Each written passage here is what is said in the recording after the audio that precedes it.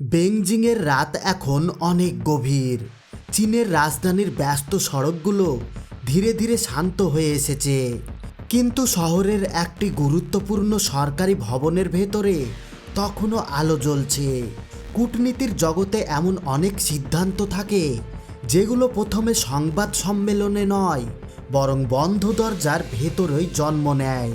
কয়েক মাস ধরে আন্তর্জাতিক প্রতিরক্ষা বিশ্লেষকদের আলোচনার কেন্দ্রবিন্দুতে উঠে এসেছে একটি প্রশ্ন: বাংলাদেশ কি সত্যি নিজেদের বিমান বাহিনীকে নতুন যুগে নিয়ে যেতে চলেছে?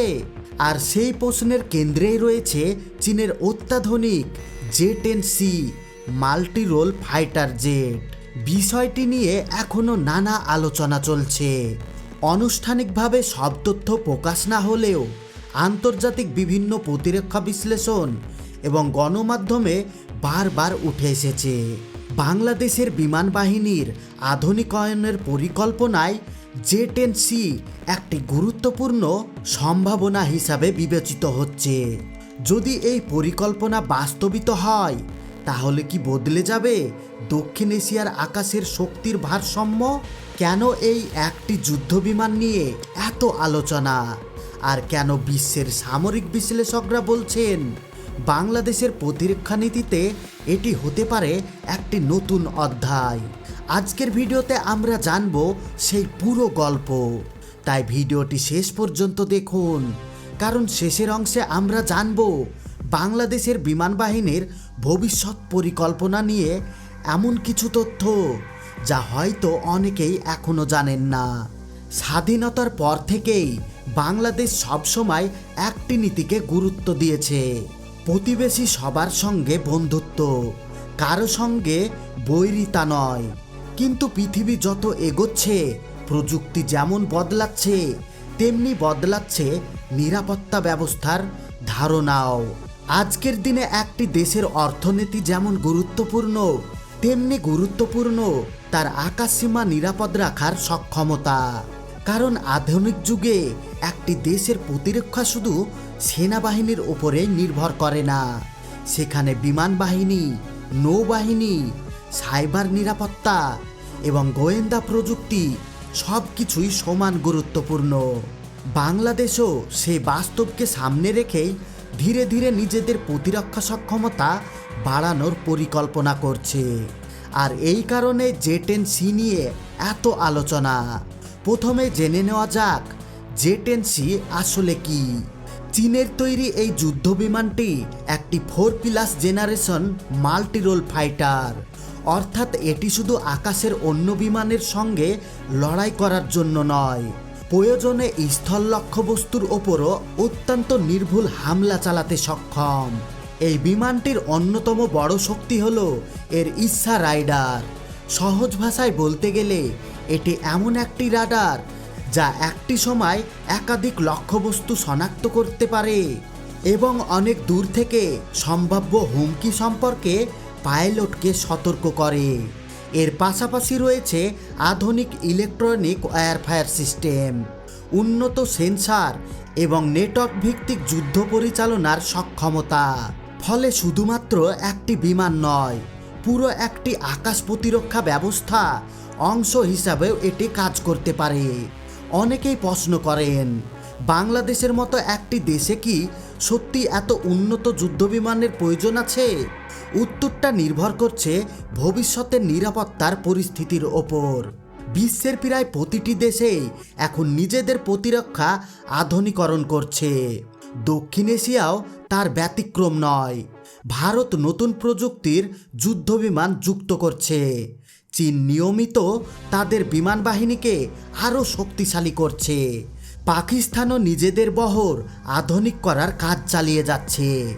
এই পরিস্থিতিতে বাংলাদেশও যদি দীর্ঘমেয়াদী নিরাপত্তা পরিকল্পনার অংশ হিসাবে নতুন প্রজন্মের যুদ্ধবিমান বিবেচনা করে, তাহলে সেটি সামরিক বিশ্লেষকদের কাছে স্বাভাবিক নয়। তবে একটি বিষয় এখানে পরিষ্কার করে বলা জরুরি: কোনো দেশ আধুনিক যুদ্ধবিমান কিনলেই তার অর্থ এই নয় যে যুদ্ধ শুরু হতে যাচ্ছে, বরং বাস্তবতা হলো অনেক সময় শক্তিশালী প্রতিরক্ষা ব্যবস্থাই যুদ্ধের সম্ভাবনা কমিয়ে দেয়। কারণ সম্ভাব্য প্রতিপক্ষ জানে আক্রমণ করলে তারাও বড় ধরনের ক্ষতির মুখে পড়তে পারে। এই ধারণাকেই আন্তর্জাতিক সম্পর্কের ভাষায় বলা হয় ডিটারনেস, অর্থাৎ প্রতিরোধের মাধ্যমে নিরাপত্তা নিশ্চিত করা। আর এই আধুনিক যুদ্ধবিমান সেই প্রতিরক্ষা ব্যবস্থার অন্যতম গুরুত্বপূর্ণ অংশ। গত কয়েক বছরে বাংলাদেশ শুধু বিমান বাহিনী নয়, নৌবাহিনী এবং স্থলবাহিনীতেও ধীরে ধীরে আধুনিক প্রযুক্তি যুক্ত করার চেষ্টা করছে। এর পেছনের মূল লক্ষ্য একটাই, জাতীয় নিরাপত্তাকে আরও শক্তিশালী করা, বিশেষ করে বঙ্গোপসাগর, সমুদ্র সম্পদ, আকাশসীমা এবং গুরুত্বপূর্ণ অবকাঠামো রক্ষা করা। কারণ একটি দেশের উন্নয়ন তখনই টেকসই হয় যখন সেই দেশের নিরাপত্তা ব্যবস্থা সময়ের সঙ্গে তাল মিলিয়ে এগিয়ে যায়। ঠিক এই কারণেই আন্তর্জাতিক প্রতিরক্ষা বিশেষজ্ঞরা এখন বাংলাদেশের প্রতিটি বড় সামরিক সিদ্ধান্ত গভীরভাবে পর্যবেক্ষণ করছেন। কারণ দক্ষিণ এশিয়ার রাজনীতি আজ আর আগের মতো নেই। এখানে শুধু প্রতিবেশী দেশগুলোর সম্পর্কই নয়, বরং চীন, যুক্তরাষ্ট্র, ইউরোপ এবং ইন্দো প্যাসিফিক কৌশল সব কিছুই একে অপরের সঙ্গে জড়িয়ে গেছে। আর সেই কারণে বাংলাদেশের প্রতিটি সিদ্ধান্ত এখন আন্তর্জাতিক আলোচনার অংশ হয়ে উঠেছে। তবে জে-10C নিয়ে আলোচনা শুধুমাত্র একটি যুদ্ধবিমানকে ঘিরেই নয়, এর সঙ্গে জড়িয়ে আছে একটি দেশের দীর্ঘমেয়াদী সামরিক পরিকল্পনা, প্রযুক্তিগত ক্ষমতা এবং ভবিষ্যতের নিরাপত্তা কৌশল। আজকের বিশ্বে একটি আধুনিক যুদ্ধবিমান শুধু আকাশে উড়ে শত্রুর মোকাবিলা করে না, এটি কাজ করে একটি সম্পূর্ণ নেটওয়ার্কের অংশ হিসাবে। স্যাটেলাইট, গ্লাইড রাইডার, আকাশ প্রতিরক্ষা ব্যবস্থা, কমান্ডো সেন্টার এবং অন্যান্য সামরিক ইউনিটের সঙ্গে তথ্য আদান প্রদান করে খুব দ্রুত সিদ্ধান্ত নেওয়া সম্ভব হয়। এই কারণেই আধুনিক বিমান বাহিনীর শক্তি বিচার করতে শুধু একটি যুদ্ধবিমান রয়েছে সেটি দেখা হয় না, দেখা হয় সেই বিমানগুলো কতটা আধুনিক প্রযুক্তির সঙ্গে সংযুক্ত, কত দ্রুত তথ্য সংগ্রহ করতে পারে এবং সংকটের মুহূর্তে কত কার্যকরভাবে প্রতিক্রিয়া জানাতে সক্ষম। বাংলাদেশও ধীরে ধীরে সেই ধরনের প্রযুক্তি নির্ভর প্রতিরক্ষার ব্যবস্থার দিকে এগিয়ে যাওয়ার পরিকল্পনা করছে বলে বিভিন্ন প্রতিরক্ষা বিশ্লেষক মনে করছেন।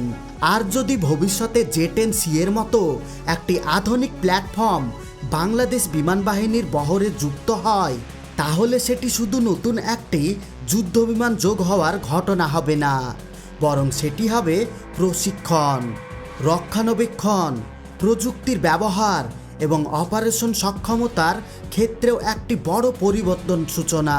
অবশ্যই এমন কোনো সিদ্ধান্ত বাস্তবায়নের আগে দীর্ঘ সময় ধরে পরিকল্পনা, প্রশিক্ষণ, অবকাঠামো উন্নয়ন এবং অর্থ মূল্যায়নের মতো গুরুত্বপূর্ণ বিষয় বিবেচনা করতে হয়। তাই আন্তর্জাতিক গণমাধ্যমে বিভিন্ন আলোচনা থাকলেও যে কোনো সম্ভাবনা ক্রয় বা চুক্তির বিষয়ে আনুষ্ঠানিক ঘোষণা এবং সরকারি তথ্য শেষ পর্যন্ত সবচেয়ে নির্ভরযোগ্য হিসাবে বিবেচিত হয়। তবুও একটি বিষয় পরিষ্কার, বাংলাদেশের প্রতিরক্ষা আধুনিকায়ন এখন শুধু দেশের ভেতরের আলোচনার বিষয় নয়, এটি আন্তর্জাতিক সামরিক বিশ্লেষকদেরও আগ্রহের কেন্দ্রে পরিণত হয়েছে। আর ঠিক এখান থেকেই শুরু হয় আরও বড় প্রশ্ন, যদি সত্যি একদিন বাংলাদেশের আকাশে জে-10C উড়তে দেখা যায়, তাহলে দক্ষিণ এশিয়ার সামরিক সমীকরণে কী ধরনের পরিবর্তন আসতে পারে? এই প্রশ্নের উত্তর আমরা জানব পরবর্তী অংশে। আজকের মতো এখানেই শেষ করলাম। সবাই ভালো থাকবেন, সুস্থ থাকবেন।